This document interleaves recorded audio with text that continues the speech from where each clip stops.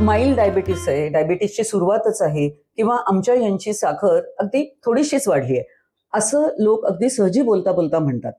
पण हे असे समज आणि असं बोलणं हे योग्य नाहीये. डायबिटीस बद्दल फक्त 3च शक्यता असू शकतात. एक तर तुम्हाला डायबिटीस नाहीये, तुम्ही प्री डायबेटिक आहात किंवा तुम्ही डायबेटिक आहात. आजचा व्हिडिओ हा डायबिटीस मेलाइटस याच्या निदानाबद्दलचा आहे.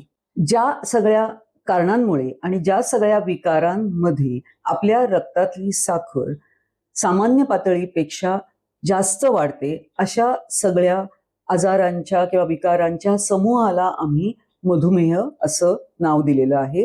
त्याच्यात अनेक टाईप्स आहेत, त्याबद्दलही मी पुढे कधीतरी बोलीन.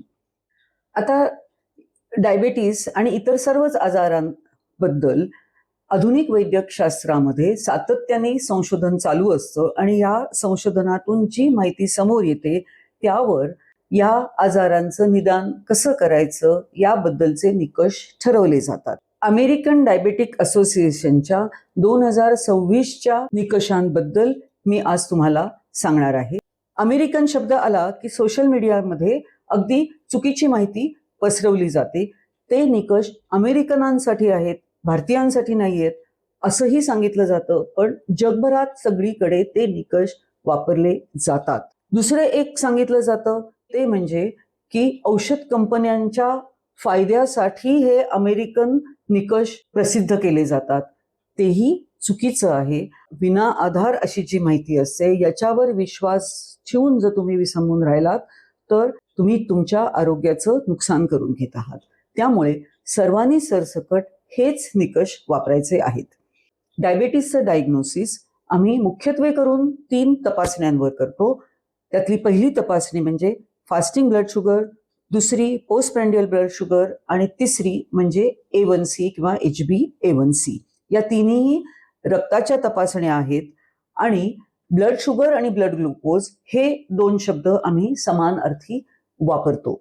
फास्टिंग ब्लड शुगर म्हणजे काय? फास्टिंग ह्या शब्दाचा अर्थ इथे असा आहे की ज्या काळामध्ये तुमच्या पोटामध्ये कुठल्याही खाद्य किंवा पेयामधून कॅलरीज गेलेल्या नाहीयेत असा काळ. फास्टिंग ब्लड शुगर करताना कमीत कमी 8 तासाचं फास्टिंग लागतं. त्या काळात फक्त तुम्ही साधं पाणी पिऊ शकता, इतर कुठलंही पेय किंवा खाद्य खायचं नाहीये. 8 तासापेक्षा जास्त फास्टिंग चालतं का? हो, चालतं. जास्त कितीही काळाचं चालतं, पण कमीत कमी 8 तास असलं पाहिजे.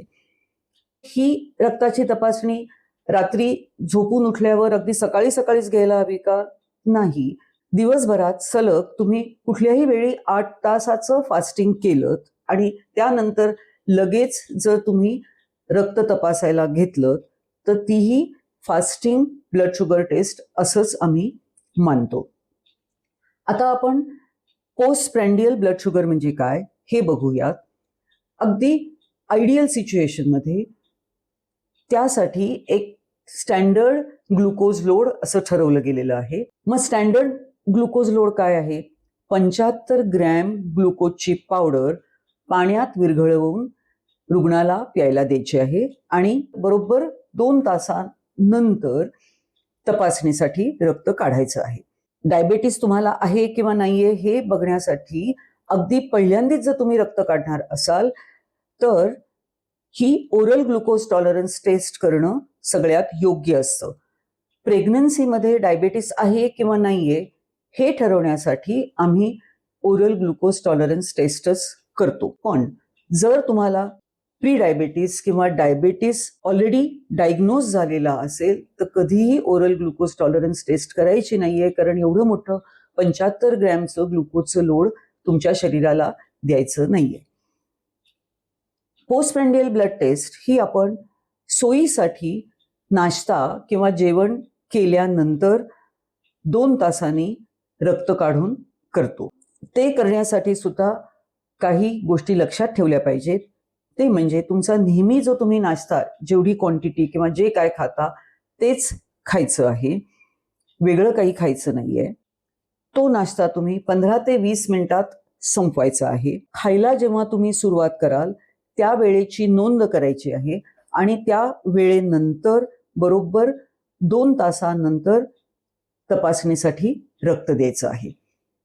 नाश्ता केल्यानंतर रक्त दिएस्तवर मधल्या काळात पाण्याशिवाय इतर काहीही खायचं प्यायचं नाहीये, तरच ती टेस्ट योग्य होऊ शकते. आता तिसरी जी टेस्ट आहे ती म्हणजे A1C ची टेस्ट किंवा HbA1c, ज्या टेस्टमुळे आपल्याला ज्या दिवशी आपण रक्त काढतो त्या आधीच्या 3 महिन्यातली रक्ताची साखर किंवा ग्लुकोजची सरासरी कळू शकते. दिवसभरात कधीही ही टेस्ट करता येते. यासाठी फास्टिंग असणं किंवा काहीतरी खाल्लेलं असणं नसणं याचा काही संबंध नाही आहे. कधीही तुम्ही ही तपासणी करू शकता. आता ह्या ज्या 3 टेस्ट आहेत, ह्या 3 टेस्टपैकी कुठलीही एखादी टेस्ट जरी सामान्य पातळीच्या वर आली तर प्री डायबेटीस किंवा डायबेटीसचं निदान होऊ शकतं. आपण कितीही साखर खाल्ली आणि जर तुम्हाला डायबेटीस नसेल तर रक्तातल्या साखरेची पातळी अगदी एका ठराविक रेंजमध्ये मेंटेन केली जाते. फास्टिंगची जी ब्लड शुगर असते ती 70 ते 100 या रेंजमध्ये ठेवली जाते आणि आपण जेवण खाण केल्यानंतरची जी 2 तासानंतर रक्तातली जी साखर असते ती जास्तीत जास्त 140 पर्यंत जाते, कारण आपल्या शरीरात इन्शुलिन नामक जे हॉर्मोन आहे हे व्यवस्थित कार्य करत असतं. पण ह्या इन्शुलिनचं जर कार्य गडबड झाली तर आपल्याला प्री डायबिटीस किंवा डायबिटीस होऊ शकतो. प्री डायबिटीस आणि डायबिटीस याचं निदान करण्यासाठी जे टेबल आहे ते टेबल इथे तुम्हाला स्क्रीनवर दिसतं आहे. आता फास्टिंग ब्लड शुगर 99च्या खाली असते. ती 100 ते 125 मध्ये गेली की त्याला आम्ही इम्पेअर्ड फास्टिंग ग्लुकोज असं म्हणतो. यालाच म्हणजेच ती प्री डायबेटिक रेंजमध्ये आहे. आणि 126 पेक्षा जास्त गेली तर तुम्हाला डायबेटीस आहे असं आम्ही निदान करतो. जेवणानंतरची म्हणजेच पोस्ट प्रँडियल ब्लड शुगर किंवा ओरल ग्लुकोज टॉलरन्स टेस्ट केली तर ती 140 पेक्षा खाली म्हणजे 139 मिलीग्रॅम पेक्षा खाली अशी असते, जी नॉर्मल समजली जाते. 140 ते 199 मध्ये जर ते असेल तर त्याला आम्ही इम्पेअर्ड ग्लुकोज टॉलरन्स म्हणतो. ही प्री डायबेटिक रेंज आहे आणि 200 मिलीग्रॅम पेक्षा जास्त असेल तर डायबेटीसचं निदान करता येतं. HbA1c ही तपासणी 5.7 पेक्षा कमी असेल तर ती नॉर्मल आहे. 5.7 ते 6.4% मध्ये असेल तर ती प्री डायबेटिक रेंजमध्ये आहे आणि 6.5 किंवा त्यापेक्षा जास्त असेल तर डायबेटीस आहे असं निदान आम्ही करू शकतो. ह्या 3 टेस्टपैकी कुठलीही एक टेस्ट जरी ॲबनॉर्मल आली तरी आम्ही प्री डायबेटीस आणि डायबेटीसचं निदान करू शकतो. हे आपण प्लॅन्ड टेस्ट केल्यानंतर किंवा आपण ठरवून तपासण्या केल्यानंतर डायबेटीस प्री डायबेटीसचं निदान कसं करायचं याबद्दल मी बोलले. पण एखादा पेशंट इमर्जन्सीमध्ये आला आणि आपल्याला माहिती नाहीये की त्याला डायबेटीस आहे की नाही, तर मग ते कसं ठरवायचं? त्यासाठी रॅन्डम ब्लड शुगर घेतली जाते आणि रॅन्डम ब्लड शुगर 200 मिलीग्रॅम पेक्षा जास्त असेल आणि त्याबरोबर त्या रुग्णाला डायबेटीसची इतर लक्षणं असतील, म्हणजे लघवी जास्त होणे, खाखा सुटणे किंवा जास्त तहान लागणे, तर तो रुग्ण डायबेटिक आहे असं आम्ही समजतो. डायबेटीसचं निदान करण्यासाठीच्या या तपासण्या आहेत त्या वयाच्या 30 वर्षानंतर करायला सुरुवात करणं आवश्यक आहे. शक्यतो 6 महिन्यातून एकदा कराव्यात, निदान वर्षातून एकदा तरी करणं आवश्यक आहे. का आवश्यक आहे हेही मी तुम्हाला सांगते. डायबेटीसचं प्रत्यक्षात जेव्हा निदान होतं त्याआधी 5 वर्षापासून डायबेटीसमुळे आपल्या शरीरात नुकसान व्हायला सुरुवात झालेली असते.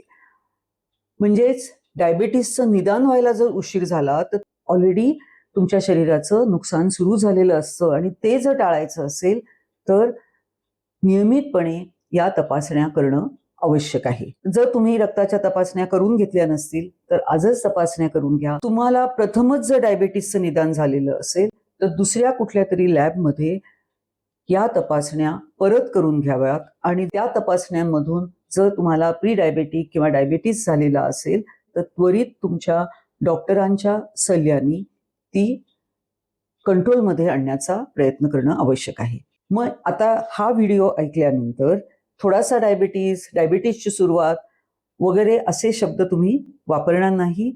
बरं आहे मग मंडळी, पुन्हा असंच भेटूयात पुढच्या एखाद्या व्हिडिओमध्ये. धन्यवाद.